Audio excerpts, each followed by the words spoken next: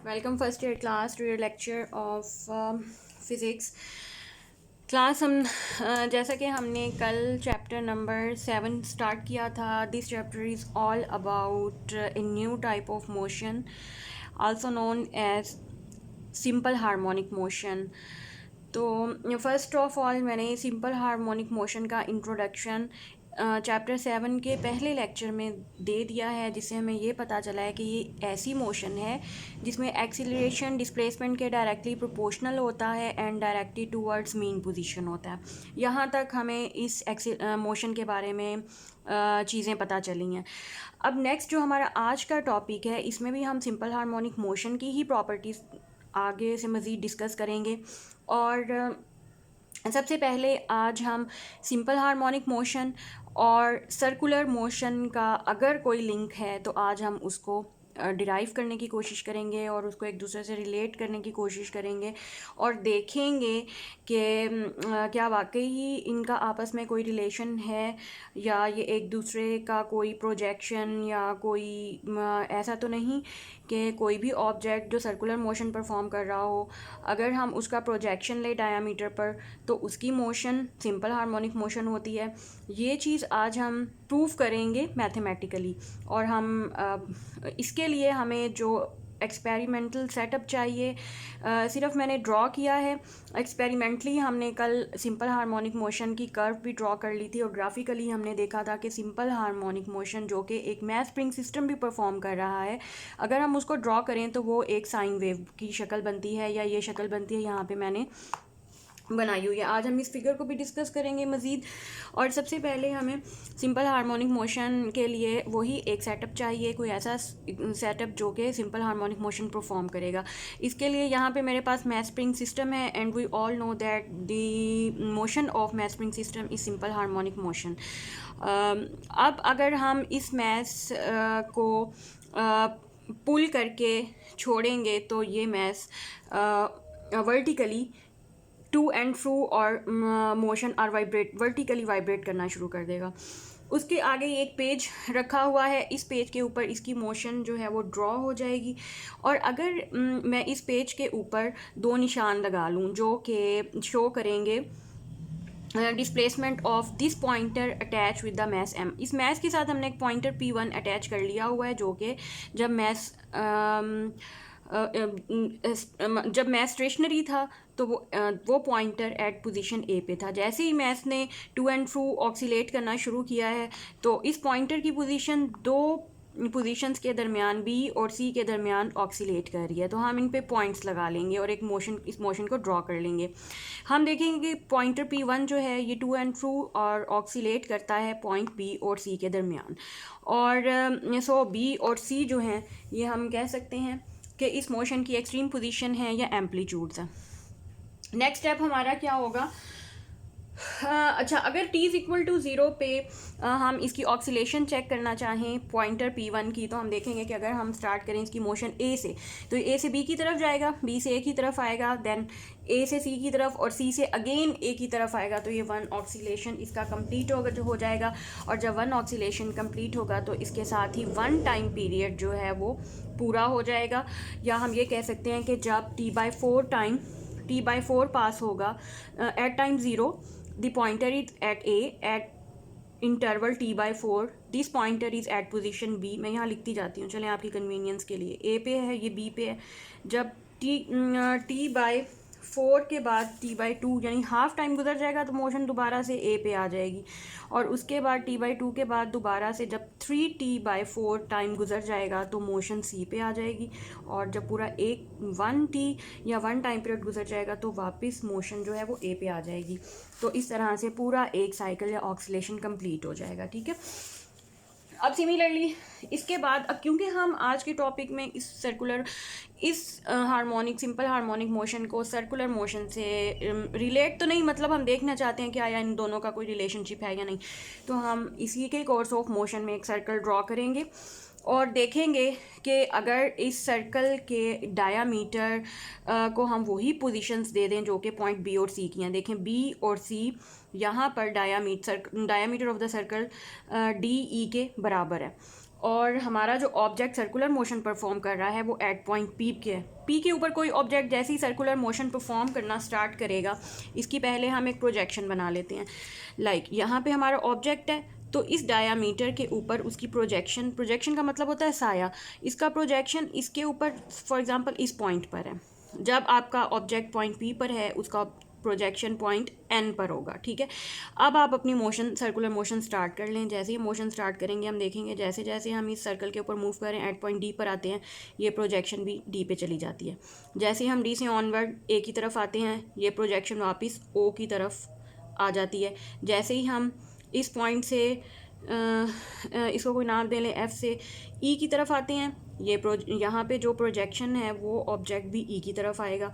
और जैसे ही हम वापस O1 की तरफ जाते हैं, ये प्रोजेक्शन भी वापस O की तरफ जाएगी। और सिमिलरली हम वापस पॉइंट P पे या O1 पे पहुंच जाएंगे, वो प्रोजेक्शन भी यहाँ पर उसकी मूवमेंट भी दिस लाइन के साथ मीन पोजीशन के ऊपर वापस आ जाएगी या सेंट्रल पोजीशन के ऊपर वापस आ जाएगी। तो हम ये देखेंगे जैसे जैसे कोई ऑब्जेक्ट इस सर्कल के ऊपर मूव करता है, उसका प्रोजेक्शन इस डी डायमीटर के साथ टू एंड फ्रू ऑक्सीलेट करता है, डी और ई के दरमियान रहता है। वो ऑब्जेक्ट तो पूरे सर्कल के ऊपर मूव करता है, लेकिन उसका प्रोजेक्शन जो है वो डी और ई के ऊपर मूव करेगा वर्टिकली और ऑक्सीलेट करेगा between these 2 points D and E with the mean position O. बिल्कुल उसी तरह जिस तरह से ये सिंपल हार्मोनिक में ये मैस, स्प्रिंग सिस्टम में ये मैस जो है बी और सी के दरमियान ऑक्सीलेट करता है। तो आइए अब ये हमारा जो था, क्योंकि ये हमारा मेन पॉइंट है, सर्कुलर मोशन भी हम यहाँ पे ड्रॉ कर चुके हैं। और देख लेते हैं मैंने कोई ऐसा पॉइंट कोई जो रह गया हो बताने से। अच्छा, अब ये क्योंकि सर्कल में मूव कर रहा है, इसकी जो एंगुलर फ्रीक्वेंसी होगी इस ऑब्जेक्ट की जो कि सर्कल में मूव कर रहा है वो 2π/t होगी। ये वही टाइम पीरियड है जो कि ये टी पे मैंने ग्रीन कलर में लिखा हुआ है। तो अब अगर देखें, अब अगर हम जैसे हमने इसका हर इंस्टेंट पे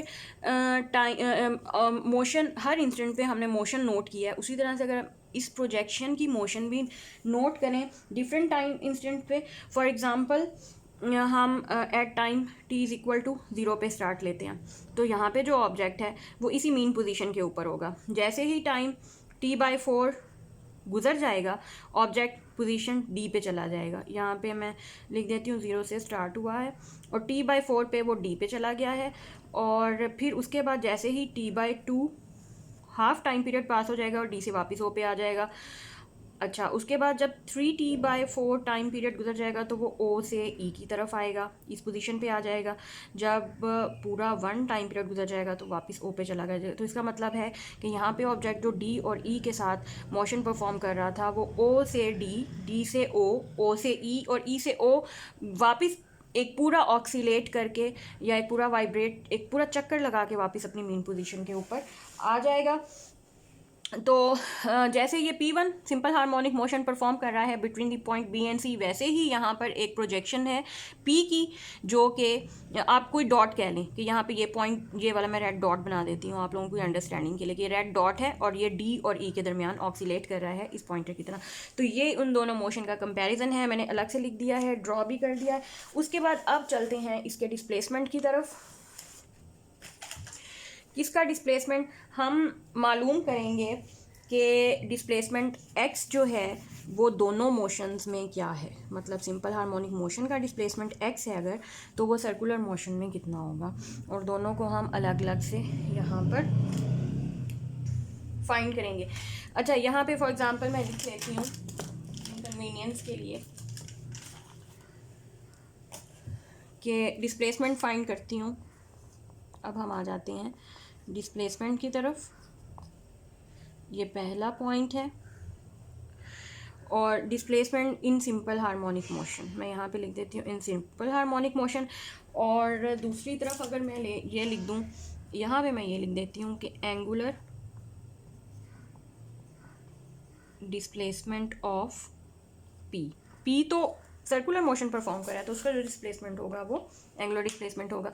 और सिंपल हार्मोनिक मोशन क्योंकि ये मैस परफॉर्म कर रहा है तो इसका हम अभी डिस्प्लेसमेंट हम इसका भी कैलकुलेट करेंगे, और इस मोशन एंगुलर डिस्प्लेसमेंट मतलब सर्कुलर मोशन की प्रोजेक्शन का भी डिस्प्लेसमेंट फाइंड करेंगे। दोनों का फाइंड करके देखेंगे कि वो कितना है, इस सिंपल हार्मोनिक मोशन का डिस्प्लेसमेंट कितना निकलता है। अच्छा, referring to the figure 7.4b, if we count the time t is equal to 0 from the instant when p is passing through O1, consider करें at t is equal to 0, this point p is passing through, यहाँ से start कर रहा है O1, the angle with the radius OP sweeps out in t, अब t के बाद t is equal to 0 के बाद नेक्स्ट टाइम इंस्टेंट हम कैलकुलेट करते हैं वो t है, और उस पे जितना एंगल स्वीप हुआ है वो है थीटा, ठीक है। मतलब O1 से P तक जाने में कितना टाइम लगा t, और कितना एंगुलर डिस्प्लेसमेंट पर फाइंड हुआ है वो है थीटा, और theta is equal to omega t, मैंने यहाँ पर लिख भी दिया। और ये एंगल है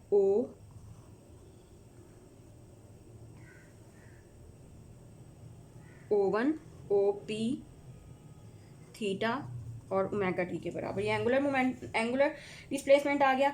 द डिस्प्लेसमेंट ऑफ एक्स, अब हमारे पास जो इस पॉइंट रेड डॉट का डिस्प्लेसमेंट है ये कितना कवर हुआ है, जब अगर हमने, क्योंकि एंगल थीटा हमने एंगुलर डिस्प्लेसमेंट इतना ही लिया है थीटा, तो पी की प्रोजेक्शन हम ड्रॉ करते हैं यहाँ पे डायमीटर के ऊपर, वो ये रेड डॉट प्रोजेक्शन, ये रेड डॉट है।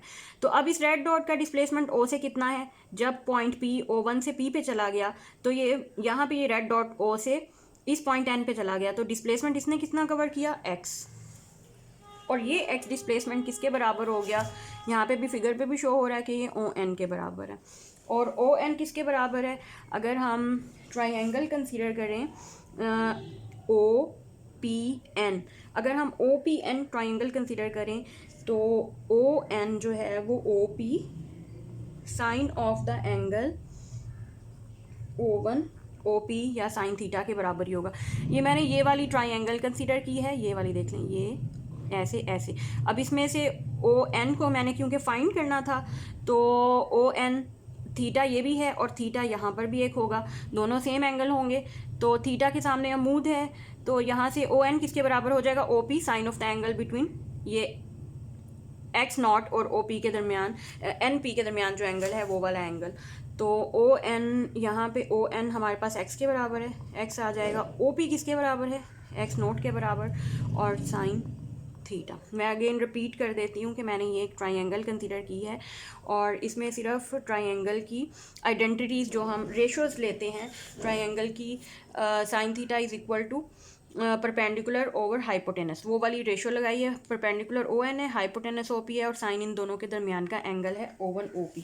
तो ये हमारे पास डिस्प्लेसमेंट आ जाता है x is equal to x naught sine theta, और क्योंकि अब ये थीटा हमारे पास आया हुआ है, x naught sine omega T भी लिख सकते हैं डिस्प्लेसमेंट x। तो अब यही वो डिस्प्लेसमेंट है जो कि पॉइंटर P1 का है, ये वाला x। अच्छा, x देख लें, ये भी है ON, और ये यहाँ पे ये वाला x भी है, ये ग्रीन वाले दोनों सेम है, तो इसका मतलब है कि ये डिस्प्लेसमेंट अगर हमने पॉइंट P1 का फाइंड किया है, तो यही डिस्प्लेसमेंट इस रेड डॉट का भी होगा जब ये पोजीशन n पर होगा, तो ON का भी यही, ON डिस्प्लेसमेंट भी यही है और P1 का डिस्प्लेसमेंट भी यही है, तो दोनों ही सिंपल हार्मोनिक मोशन के डिस्प्लेसमेंट हैं। और ये तो हमारे पास एग्जांपल थी सिंपल हार्मोनिक मोशन की, ये कौन सी मोशन का हमने डिस्प्लेसमेंट निकाला है, the motion of projection along the diameter DE, और हमने देखा कि दोनों का ही निकल आया, दोनों सेम है। तो अब अगर हम इस डिस्प्लेसमेंट को एंगल थीटा के साथ अगर ड्रॉ करना चाहें, तो हम देखेंगे कि जैसे जैसे हम डिस्प्लेसमेंट ड्रॉ करेंगे, ये हमारे पास कर्व जो आएगी इस तरह से आएगी कि जब आप डिस्प्लेसमेंट इस पॉइंट, या आप इसकी मोशन रेड डॉट की कंसीडर कर लें या P1 की कंसीडर कर लें, जब ये 0 पे था हम 0 पे एक पॉइंट लगाएंगे, उसके बाद जब π/2 पे था, या जब हमारे पास हाफ टाइम गुजर गया, क्वार्टर टाइम गुजर जाता है एट π/2 के एंगल पे, मोशन आपके पास जो है वो मैक्सिमम आती है।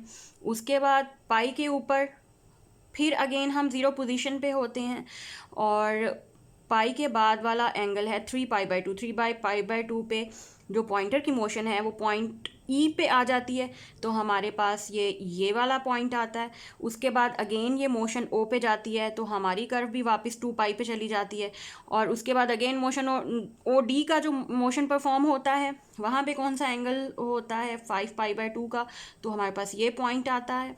तो मतलब ये पॉइंट्स इस तरह से हैं कि जहाँ से ये स्टार्टिंग पॉइंट, उसके बाद मैक्सिमा, फिर ओरिजिन, फिर मिनीमा, फिर ओरिजिन, मीन पोजीशन, फिर मैक्सिमा, फिर ओरिजिन, फिर minima, origin, maxima, origin, minima, और सिमिलरली ये मोशन इसी तरह कंटिन्यू रहती है। और अगर हम इन पॉइंट्स को मिलाएं तो हमारे पास ये साइन वेव की शक्ल में ये ग्राफ प्लॉट हो जाता है। तो इसका मतलब है कि जो हमने मोशन हमने P1 की भी ली हुई है और इस रेड डॉट की भी मोशन ली हुई है अलॉन्ग DE, दोनों मोशन ही एक तरह की हैं और वो यहाँ पर प्लॉटिंग के बाद हमें उनकी कर्व भी मिल गई है कि ये साइन वेव की तरह की मोशन है। तो ये डिस्प्लेसमेंट वाला टॉपिक, डिस्प्लेसमेंट हमने मालूम कर लिया है। अब हम आते हैं इंस्टेंटेनियस वेलोसिटी की तरफ। अब क्योंकि हमारे पास पॉइंट P1 पॉइंट का डिस्प्लेसमेंट आ चुका है, अब हम P1 का ही पॉइंट का वेलोसिटी फाइंड करेंगे और उसके साथ ही उस प्रोजेक्शन की या रेड डॉट की वेलोसिटी फाइंड करेंगे जो इस DE के साथ साथ भी मूव कर रहा है। तो इसको मैं इरेज कर देती हूँ डिस्प्लेसमेंट की बजाय। अब हम वेलोसिटी फाइंड करते हैं। तो ये सेकंड इसका है velocity in simple harmonic motion, या हम कह सकते हैं इंस्टेंटेनियस वेलोसिटी, किसी भी इंस्टेंट पे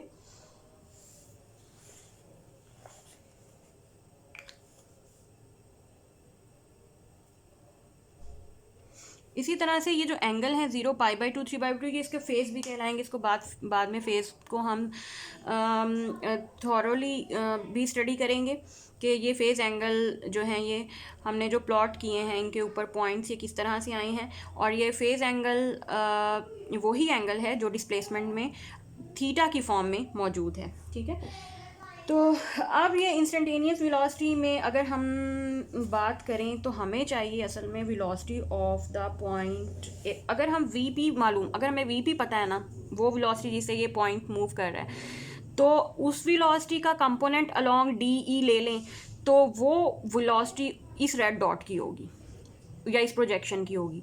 तो अगर हमें वीपी वेलोसिटी पता है तो हम इस रेड डॉट की भी वेलोसिटी निकाल सकते हैं। क्या करेंगे हम कि सिर्फ वीपी का कंपोनेंट लेंगे। कंपोनेंट लेने से पहले मैं एक यहाँ पे फिगर ड्रॉ करती हूँ वेलोसिटी के लिए, और अगेन यहाँ पर ये हमारा OP है,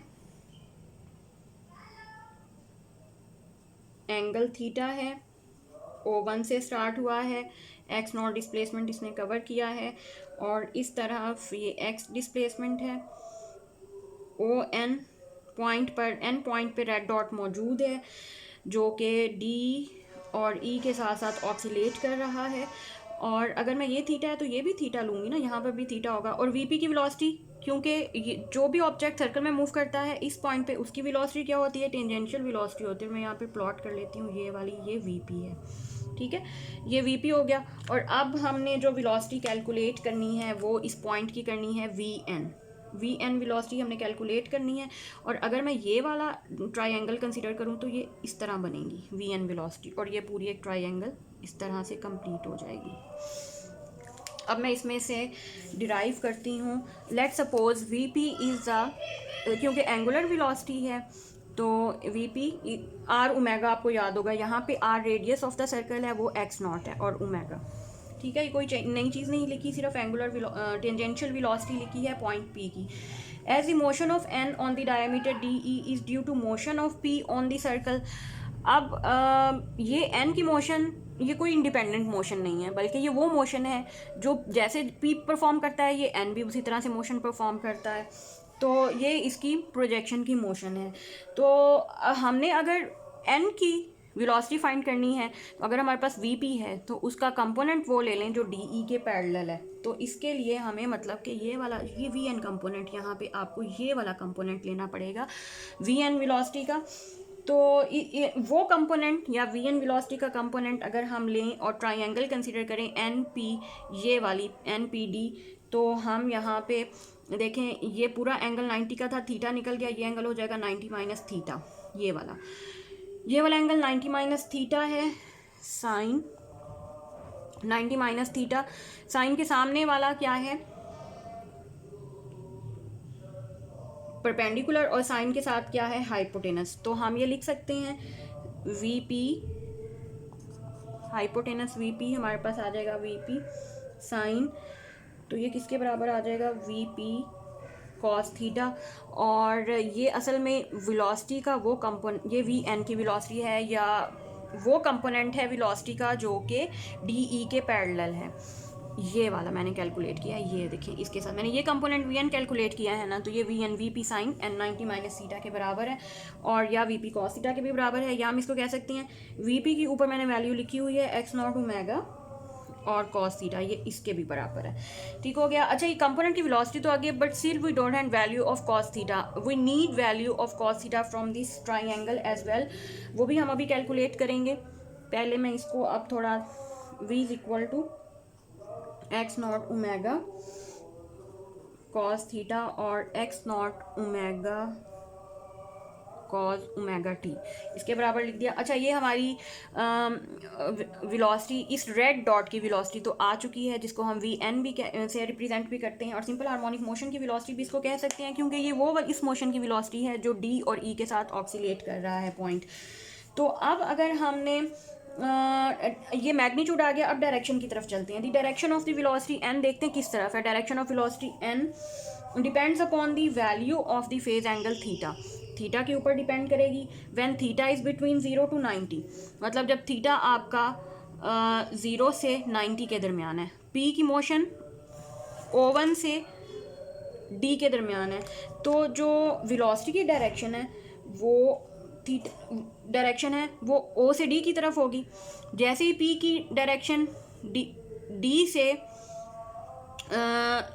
दोबारा ओ की तरफ आएगी, तो एन की डायरेक्शन, वी एन की डायरेक्शन भी ओ की तरफ आएगी। सिमिलरली जब मोशन ई तक पहुंच जाएगी पॉइंट पी की, तो ओ से पॉइंट वी एन की जो वेलोसिटी जो ऊपर की तरफ हो रहा था, अब वो डाउनवर्ड नीचे की तरफ पॉइंट आउट होगा, पॉइंट होगा, मतलब ऐसे हो जाएगी। उसके बाद अगेन आपका पॉइंट पी जो है वापस O1 पे आ जाएगा, तो ये वाला पॉइंट भी वापस ओरिजिन पे चला जाएगा यहाँ पर, और इसकी motion again towards the centre of the circle हो जाएगी, ई टू डी या ओ हो जाएगी। तो अब हम ये लिख सकते हैं by using figure 7.5 cos theta की वैल्यू हम पहले निकाल के अपना फॉर्मूला कंप्लीट कर लेते हैं। अगर मैं इसी तरह से ही फिगर 7.5 में कॉस थीटा की वैल्यू देखूं, कॉस थीटा यहाँ से कैलकुलेट करती हूँ यहाँ से, तो ये हमारे पास आ जाएगा कॉस ऑफ एंगल NPO, मतलब हम इस ट्राइंगल को भी कंसिडर कर सकते हैं और इस ट्राइंगल को भी कंसिडर कर सकते हैं, ये एक ही चीज़ है। तो इसको कंसिडर करेंगे कॉस, तो ये आ जाएगा कॉस एंगल, ये किसके बराबर आ जाएगा, base NP divided by hypotenuse OP। और बेस NP की वैल्यू नहीं है, बट हमें पता है ये मसला फिसागोरस लगाएं तो x naught square minus x square under root divided by x naught के बराबर होता है। ये OP हमारे पास एक्स नॉट के बराबर है, ये मैंने NP की वैल्यू मसला फिसागोरस लगा के इसी ट्राइंगल में से कैलकुलेट कर लिए। देखें हाइपोटेनस एक्स नॉट है माइनस एक्स स्क्वायर और अंडर रूट। और अब हम ले लेते हैं इस वैल्यू को, कॉस थीटा को हम ऊपर फाइनल वैल्यू ऑफ वेलोसिटी में पुट करते हैं। We know that x not omega और कॉस थीटा है x naught square minus x square under root divided by x naught, ये कैंसिल आउट हो गया और ये हो गया omega x naught square minus x square under root. तो ये वेलोसिटी की वैल्यू आपके पास आ जाती है। अच्छा, as E motion of the diameter D is just the replica. अब हमने ये तो पता चल गया है कि डी ई उसी मोशन का रेप्लिका है या कॉपी है जो कि ये पॉइंटर P1 अलॉन्ग B और C परफॉर्म करता है। तो इसका ये मतलब हुआ, क्योंकि हमें पता है कि पॉइंटर P1 B और C के दरमियान सिंपल हार्मोनिक मोशन परफॉर्म कर रहा है, तो इसका ये मतलब है कि ये मोशन जो है D और E की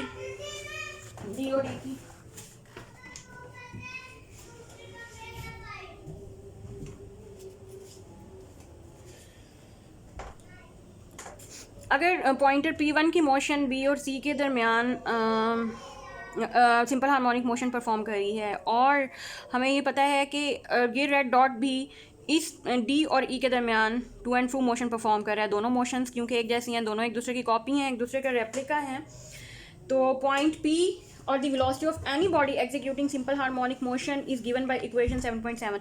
अब वेलोसिटी आप फाइंड करेंगे, अगर इस पॉइंट आप ये P1 की वेलोसिटी आपने कैलकुलेट करनी हो या एंड पॉइंट की वेलोसिटी आपने कैलकुलेट करनी हो, वो दोनों वेलोसिटीज़ ही आप इस इक्वेशन से फाइंड कर सकते हैं। अब ये इक्वेशन 7.8 है जो कि हमें बता रही है कि वेलोसिटी की वैल्यू जब x इज़ इक्वल टू 0 होगा तो हमारे पास मैक्सिमम वैल्यू, जहाँ पे आप पुट करके देखें x इज़ इक्वल टू 0 होगा for maximum velocity omega x not आ जाएगा v मैक्सिमम।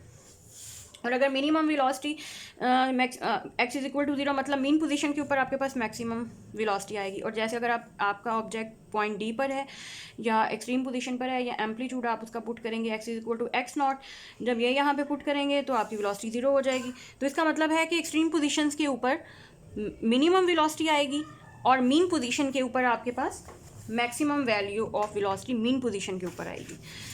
तो इसके साथ ही हमारा वेलोसिटी वाला टॉपिक भी इसमें से पूरा हो जाता है। हम वेलोसिटी कैलकुलेट कर चुके हैं इस पॉइंट की। अब हम इसी पॉइंट का पॉइंट एन का एक्सीलरेशन कैलकुलेट करेंगे और इस यहाँ मैं लिख लेती हूँ, we are going to calculate the acceleration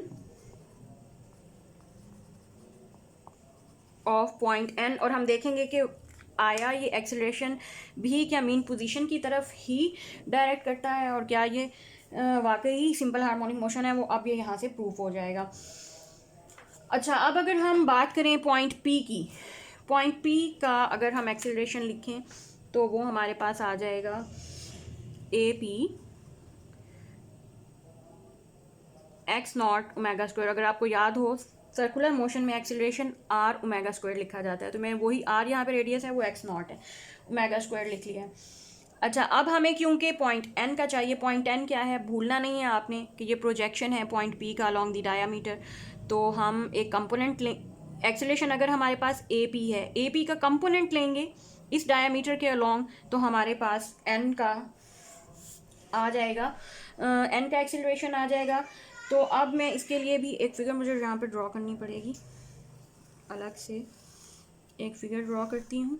circle motion है, सर्कुलर मोशन है और ये पॉइंट पी है एट एन एंगल थीटा और ये O1 है O। और अब ये बल्कि ऐसे ही, अब क्योंकि एक्सीलरेशन और एक्सीलरेशन की पोजीशन, जब भी कोई ऑब्जेक्ट हम सेंटीग्रेड एक्सीलरेशन लेते हैं वो towards the centre of the circle होता है, तो ए पी यहाँ पे ये arrow towards the centre of the circle होगा।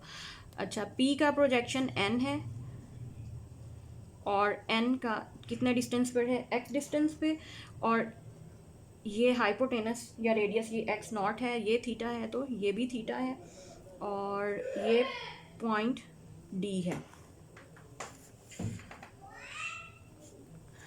ओके, अच्छा, अब ये हमारे अगर हम फिगर से ये मैंने सेंटीपिटल एक्सीलरेशन कह लें, वो भी कह सकते हैं, सर्कुलर सेंटीपिटल एक्सीलरेशन लिख लिया है पॉइंट पी का एक्स नॉट ओमेगा स्क्वायर। और अब मैं पॉइंट एन का एक्सीलरेशन लिखती हूँ। पॉइंट एन का एक्सीलरेशन कंपोनेंट होगा इसी एक्सीलरेशन का अलॉन्ग डी ई और वो कंपोनेंट है A P sine theta, sign theta. और यहाँ पे मैं लिख सकती हूँ x not omega square sine theta. ये एक्सीलरेशन आ गया है पॉइंट एन का। और अगर अब हम चेक कर लेते हैं कि इसकी डायरेक्शन कैसी है।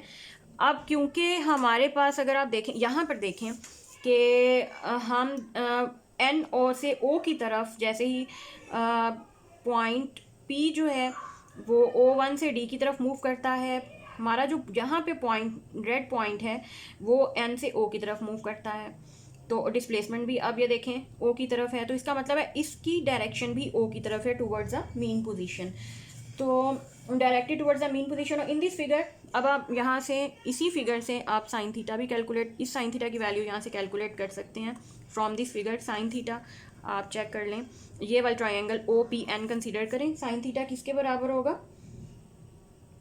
ओ N over O N, theta के सामने move O N over O P और ये होगा एक्स ओवर एक्स नॉट।